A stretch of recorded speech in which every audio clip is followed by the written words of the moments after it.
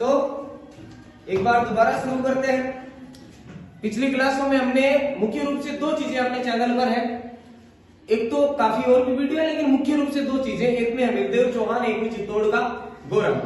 आज बच्चों की मतलब मुख्य रूप से यही समस्या थी कि गुरुजी 1857 की क्रांति जो थोड़ी है वो हमें थोड़ी डिटेल से समझा दो। हम आज किसकी बात करेंगे भाई?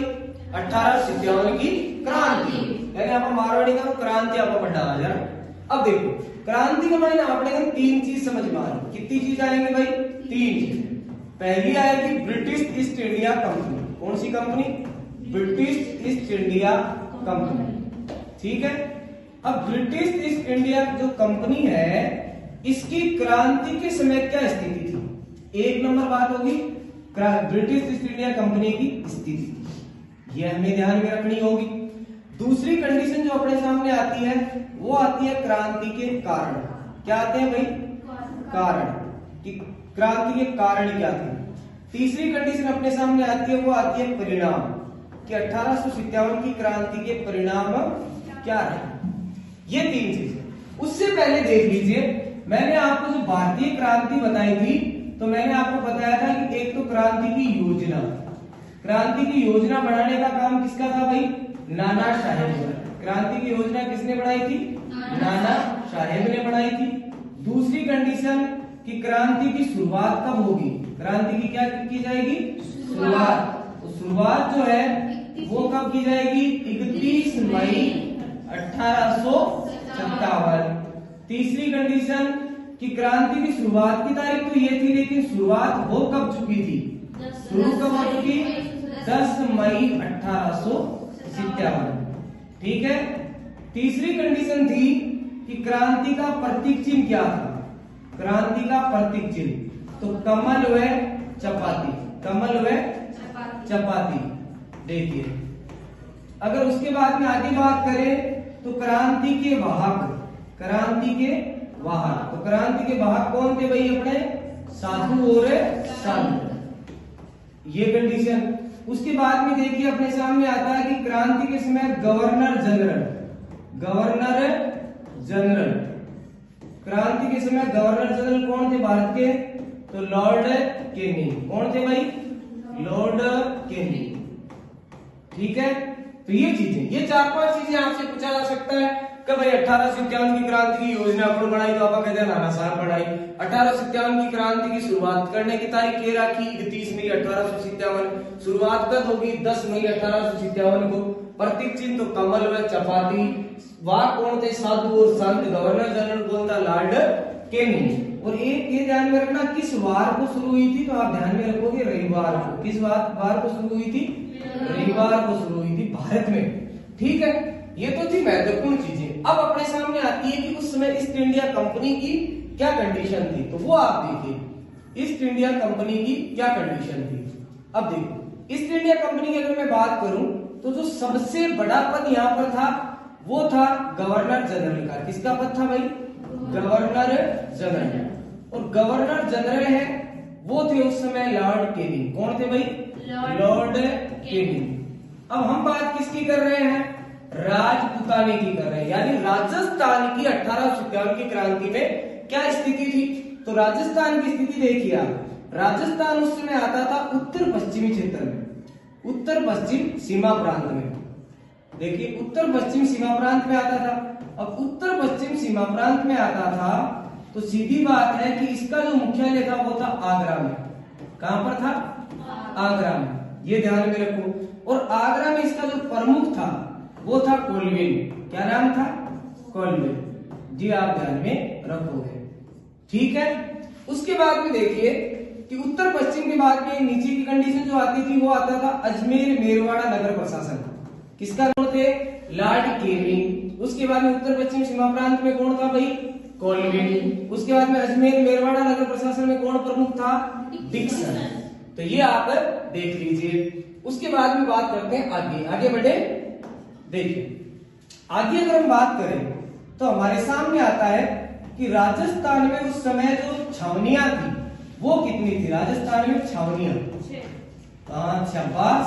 तो राजस्थान में 1857 की क्रांति के समय कितनी छावनियां थी भाई? 6 छावनियां थी। सबसे पहले देखिए आप पहली जो छावनी थी उसका नाम आता है नसीराबाद। क्या नाम आता है? नसीराबाद। अब नसीराबाद जो है ये है आपकी अजमेर में। कहाँ पर है? अजमेर में। ये आप ध्यान में रखोगे। नसीराबाद छावनी कहाँ है? अजमेर में। उसके बाद में आपकी छावनी आती है नीमच। कौन सी आती है? नीमच। और नीमच है वो वर्तमान में कहाँ है? आपकी मध्य प्रदेश में। उस समय कहाँ थी? चित्तौड़ में। कहाँ थी? चित्तौड़ में। उसके बाद में देखिए आपके सामने एक कंडीशन आती है, छावनी आती है आपके सामने ब्यावर। कौन सी छावनी आती है? ब्यावर। तो ब्यावर जो छावनी है वो भी आपके राजस्थान के किस जिले में है? अजमेर में। कहां पर है भाई? अजमेर में है। अब देखिए मैं आपको बता दूं कि अजमेर राजस्थान का वो शहर है जिसे हम ख्वाजा मोइनुद्दीन चिश्ती का शहर कहते हैं। किसका शहर कहते हैं? ख्वाजा मोइनुद्दीन चिश्ती का शहर कहते हैं। उसे ही हम पृथ्वीराज चौहान की कर्म भूमि कहते हैं। किसकी कर्म भूमि कहते हैं? पृथ्वीराज चौहान की। ये भी आप ध्यान में रखोगे। तो देखिए, और ब्यावर जो है आपका, ये ब्यावर है। यहाँ पर आप दो चीजें ध्यान में रखोगे। एक तो आप ध्यान में रखोगे कि यहाँ की मैं आपको ऐसे ही बता रहा हूँ, आप यहाँ कहीं भी लिख लीजिए। एक तो यहाँ की प्रसिद्ध है सूंगड़ी नस्वार। कौन सी नस्वार है? सूंगड़ी नस्वार। ठीक है, जानते हो सभी सूंगड़ी नस्वार। और दूसरा यहाँ का प्रसिद्ध है बादशाह का मेला। किसका मेला भाई? बादशाह का मेला प्रसिद्ध है। राजस्थान में बादशाह का मेला कहाँ लगता है? तो ब्यावर अजमेर में। सूंगड़ी नस्वार कहाँ की प्रसिद्ध है? तो ब्यावर अजमेर की। अब देखो एक बात यहाँ से हमें क्लियर ये हो जाती है कि ये ब्यावर जो है यहाँ की सूंगड़ी नस्वार प्रसिद्ध है। मारवाड़ी में क्या इसका कहा आपने? दादी जी की बना दादी बुढ़ी जगी हकन्ना राज्य रे नाक में डाले है अर्जी वा कालती डबड़ी नहीं लादे दादी ने तो लता ले लिया आपने ले ले कौन? अरे टींगरो रंडाट को मेरा थे सूंगड़ी नस्वार कमादी मेरी नस्वार कमादी कह रहे कौन करेगा? तो बस वही सूंगड़ी नस्वार कहाँ की प्रसिद्ध है? ब्यावर की। अब कल दादी कह रहे कि भाई मेरी सूंगड़ी नस्वार कमादी रहे कहते दादी क्यों रोड़ो करे मारे ब्यावर जाना ब्यावर लेते आकर बात जब मेड़ो ला की बिमो लेते। ठीक है, अब देखिए आगे अगली जो आपकी छावनी होगी वो है एरिनपुरा। कौन सी छावनी है भाई? एरिनपुरा छावनी है। एरिनपुरा छावनी ये आपकी है पाली में। कहाँ की है प्रसिद्ध भाई? पाली में है। अब यहाँ की मैं आपको कंडीशन बता दूं, पाली की 3-4 चीजें प्रसिद्ध है। एक तो मेहंदी प्रसिद्ध है। छोरिया ब्याका माइनर छोरा कर लगा में कोनी मेहंदी एकदम फूट रही ना बाका भी मैं को आजकल तो ट्रेंड होगा 1200 रुपया लाके को लागे ज्यादा ही लाके कई की चोखी भी मंडुआ में है मांडना सब बोले मेहंदी। वो मेहंदी सबसे अच्छी कहाँ की आती है? सोजत पाली की आती है। एक आप यहाँ की जा रहा हूँ फालना नाम की जगह है। कौन सी जगह है? फालना। पाली में कौन सी जगह? एक आपकी फालना पाली। ठीक है, फालना जो पाली है ना यहाँ की प्रसिद्ध है रेडियो टेलीविजन और छत्ते। क्या प्रसिद्ध है भाई? रेडियो टेलीविजन और छत्ते। कहाँ के प्रसिद्ध है? फालना। रणकपुर के जैन मंदिर आपने सुना होंगे। रणकपुर के जैन मंदिर 1444 खंभों का शहर रणकपुर, वो भी किस जिले में है? पाली में। तो ये आप ध्यान में रखो। अगली आपकी जो छावनी आती है वो आती है देवली। कौन सी आती है? देवली। और देवली राजस्थान में कहाँ है भाई? टोंक में। कहाँ है? टोंक में। राजस्थान की एकमात्र मुस्लिम रियासत कौन सी थी? टोंक थी। कौन सी थी? टोंक थी। ये भी आप ध्यान में रखोगे। उसके बाद में देखिए अगली जो छावनी आती है आपकी खेरवाड़ा। कौन सी छावनी आती है? खेरवाड़ा। खेरवाड़ा जो छावनी थी वो थी आपकी उदयपुर में। भाई कहाँ पर स्थित थी? उदयपुर में। तो अंग्रेजों के पास कितनी छावनियां थी उस समय राजपुताने में? 6। अब आपको देख अजमेर मेरवाड़ा नगर प्रशासन। अजमेर मेरवाड़ा नगर प्रशासन। नगर प्रशासन अजमेर मेरवाड़ा जो नगर प्रशासन है उसका प्रमुख हुआ करता था डिक्सन। कौन हुआ करता था? डिक्सन। ये कंडीशन थी। अब देखिए कितनी कंडीशन में बदला। पहले British East India company governor general उस समय भारत में कौन थे भाई? तो आप क्या ध्यान में रखोगे? भारत में कौन थे? Lord Canning. कैसे क्रांति और कैसे कैनिंग हो जाता है। उसके बाद में देखिए आपका उत्तर पश्चिमी सीमा प्रांत, तो मुख्यालय कहाँ भाई? आगरा में। कौन था प्रमुख? कोलबीन। उसके बाद में अजमेर मेरवाड़ा नगर प्रशासन का प्रमुख कौन था? डिक्सन। अब देखो ये क्वेश्चन तो हमने कर ही लिए हैं तो इनको हम कर देते हैं क्लियर। अब अगर हम आगे बात करें क्रांति की तो आगे क्रांति में अपने सामने क्या आ गया भाई कि राजस्थान में क्रांति की क्या स्थिति थी। राजस्थान की स्थिति के बारे में हम जानेंगे कि नहीं जानेंगे भाई? जानेंगे ना।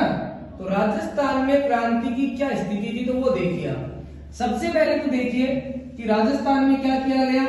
राजस्थान में की गई स्थापना, किसकी स्थापना की गई भाई, राजपुताना रेजिडेंसी की। किसकी स्थापना की गई, राजपुताना रेजिडेंसी, राजपुताना रेजिडेंसी की स्थापना। अब देखिए ये राजपुताना रेजिडेंसी है, इसकी स्थापना हुई थी 1832 ईस्वी में। राजपुताना रेजिडेंसी की स्थापना कब हुई, 1832 ईस्वी में। और राजपुताना रेजिडेंसी का जो प्रमुख होता था उसे कहते थे एजीजी। क्या कहते थे उसे, एजीजी, यानी एजेंट टू गवर्नर जनरल। जी हाँ, मान लो कि अपन यहाँ कैस का कि कोई काम हो तो विधायक है जो किन कही, मुख्यमंत्री ने कही, तो बी एजीजी है जो को जीजी कही, गवर्नर जनरल के पास रिपोर्ट पेश करेगा। और एजीजी के नीचे जो काम करते थे वो क्या कहलाते थे, पीए, पॉलिटिकल एजेंट। आप यहां समझ लीजिए, सबसे ऊपर कौन आएगा, जीजी, गवर्नर जनरल, उसके बाद में एजीजी, और उसके बाद में किसका नंबर आता था, पीए का, पॉलिटिकल एजेंट। तो राजपुताना रेजिडेंसी के जो प्रथम एजीजी थे 1832 में, वो थे सर लॉकेट। क्या नाम था भाई, सर लॉकेट। ये आप ध्यान में रखोगे। अब देखिए उसके बाद में एक कंडीशन आपके सामने आएगी कि 1857 की क्रांति के समय राजपुताने के जो एजीजी थे वो कौन थे। तो हमें क्या ध्यान में रखना है कि 1857 की क्रांति के समय जो एजीजी थे वो थे कौन भैया आपके 1857 में, पैट्रिक लॉरेंस। क्या नाम था, पैट्रिक लॉरेंस। ये आप ध्यान में रखोगे। 1857 की क्रांति के समय एजीजी कौन थे, पैट्रिक लॉरेंस थे। अब देखिए राजपुताना रेजिडेंसी का मुख्यालय, राजपुताना रेजिडेंसी का मुख्यालय 1857 की क्रांति के समय भी वही था, मुख्यालय अजमेर। यानी अंग्रेज जो है वो अपने राजपुताने में, राजस्थान में जो पूरा शासन चलाने का काम करते थे वो कहां से करते थे भाई, अजमेर से करते थे। कहां से करते थे, अजमेर से करते थे। ये आप ध्यान में रखोगे। उसके बाद में देखिए इन्होंने दो मुख्यालय बना दिए, एक तो अजमेर में, एक इन्होंने बनाया ग्रीष्मकालीन मुख्यालय। कौन सा मुख्यालय, ग्रीष्म मुख्यालय। ये बनाया इन्होंने माउंट आबू को। किसको बनाया भाई, माउंट आबू। कहने को मतलब वो है कि अंग्रेज पूरा मजा लेता है एकदम बढ़िया तरीका। गर्मी के महीने पूरी गर्मी पड़ती, जरा तुम्हारा माउंट आबू उड़ जाता क्योंकि बेटा थोड़ी बहुत ठंड पड़े। सर्दी पड़ती जरा बेटा अजमेर आ जाता, मतलब पूरा एकदम आनंद है कि नहीं। अब देखिए ये हो गई किसकी कंडीशन, राजपुताना रेजिडेंसी की कंडीशन। तो ध्यान में रह जाएगा राजपुताना रेजिडेंसी की स्थापना कब हुई थी, 1832 में। पहले जो एजीजी थे वो कौन थे, सर लॉकेट। क्रांति के समय कौन थे, पैट्रिक लॉरेंस। मुख्यालय कहाँ था, अजमेर। ग्रीष्मकालीन मुख्यालय कहाँ था, माउंट आबू। अब देखो यहां से आपने देख लिया गवर्नर जनरल कौन थे, लॉर्ड केनिंग। उसके बाद में उत्तर कैसे याद होने चाहिए, आपसे ये भी पूछा जा सकता है कि निम्नलिखित को सुमेलित कीजिए। तो आपको पता होना चाहिए नसीराबाद कहाँ है, अजमेर में। नीमच कहाँ है, चित्तौड़ में। पहले चित्तौड़ में, महंती में। ब्यावर कहाँ, अजमेर में। इरिनपुरा कहाँ, पाली में। देवली कहाँ, टोंक में। खेरवाड़ा कहाँ, उदयपुर में। अगर आप क्रम से याद रखोगे एक तो आपको ये पता चल जाएगा कि भाई क्वेश्चन किस प्रकार बना है। क्वेश्चन कैसे बनता है, या तो सीधा आपसे पूछा जाता है कि फला छावनी राजस्थान के किस जिले में है, या आपसे ये पूछा जाता है निम्नलिखित में से कौन सी छावनी नहीं थी। ठीक है, यानी 3 दी जाएंगी और एक अलग से। एक पूछा जाता है निम्नलिखित को सुमेलित कीजिए, यानी 4 छावनियों के नाम दे दिए, एक तरफ 4 जिलों के नाम दे दिए। तो ये आपको पता होना चाहिए। उसके बाद में आपके सामने आता है कि क्रांति के समय पॉलिटिकल एजेंट, क्रांति के समय पॉलिटिकल एजेंट यानी कौन से रियासत का पॉलिटिकल एजेंट कौन था, तो वो देखिए आप। पॉलिटिकल एजेंटों की अगर हम बात करें तो आपके सामने एक तो रियासत आती है मेवाड़। कौन सी रियासत आती है, मेवाड़। और मेवाड़ का पॉलिटिकल एजेंट था सावर्स। कौन था भाई, मेजर सावर्स था। ये आप ध्यान में रखोगे। अब ध्यान में इस प्रकार भी आप रख सकते हो, मेवाड़ का जो प्रमुख स्थान है वो है उदयपुर है। और उदयपुर किसके लिए प्रसिद्ध है भाई, जिलों के लिए, झरनों के लिए। तो झरने को हम अंग्रेजी में शावर कहते हैं कि नहीं कहते हैं, शावर। तो उसे कर लेना सावर्स। ठीक है, तो ये आप ध्यान में रखोगे। उसके बाद में देखिए आपके सामने एक नाम आता है कोटा। राजस्थान में दशहरा मेला कहाँ का प्रसिद्ध है भाई, कोटा का प्रसिद्ध है। और कोटा के जो पॉलिटिकल एजेंट थे वो थे बर्टन। क्या नाम था? बर्टन। किसका सिर काट लिया गया था? तो बर्टन का सिर काट लिया गया था। कहां पर थे? कोटा में। उसके बाद में आपके सामने एक नाम आता है मारवाड़। कौन सी जगह आती है? मारवाड़।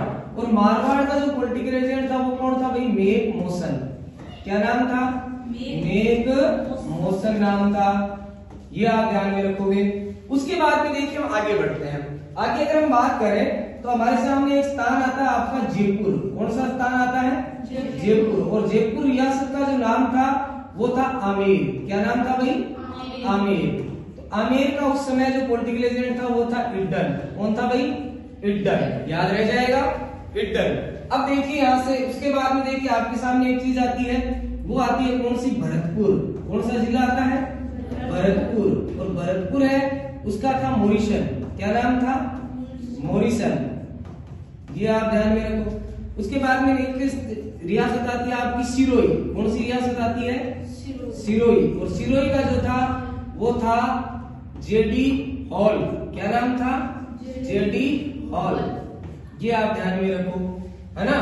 तो अब देखो हॉल का मतलब क्या होता है? छेद। और रोई का कर देना रोड़ा। तो छेद में मुंह दे दे के क्या पकड़ लगा कहेगा अब तू पाई करी खड्डे मुंह दे रोल ले है कि नहीं है? नहीं कहेगा ढकनी में दाग डुबो रे मर जा। अरे खड्डा मुंह दे रोल ले है ना। हाँ तो बस वही है। खड्डा कहाँ है भाई? रोना। रोना कब होगा? जब खड्डा होगा। होल का मतलब छेद खड्डा और रोई का करते हैं रोना। जयपुर आमेर। राजस्थान का ईडन गार्डन किसे कहते हैं? एसएमएस स्टेडियम जयपुर में। तो ईडन कहाँ का? जयपुर का। मारवाड़ का कौन? Make motion. कोटा का कौन? बर्टन। मेवाड़ का कौन? सावर्स। तो ये आप ध्यान में रखोगे। अब देखिए क्रांति के समय पॉलिटिकल एजेंट अगर आपसे पूछ ले तो 3 तरीके के क्वेश्चन बनते हैं। कैसे बनते हैं? पहला क्वेश्चन ये बनता है कि मेवाड़ का पॉलिटिकल एजेंट कौन था? कोटा का कौन था? मारवाड़ का कौन था? जयपुर का कौन था? भरतपुर का कौन था? सिरोही का कौन था? एक तो सीधा क्वेश्चन।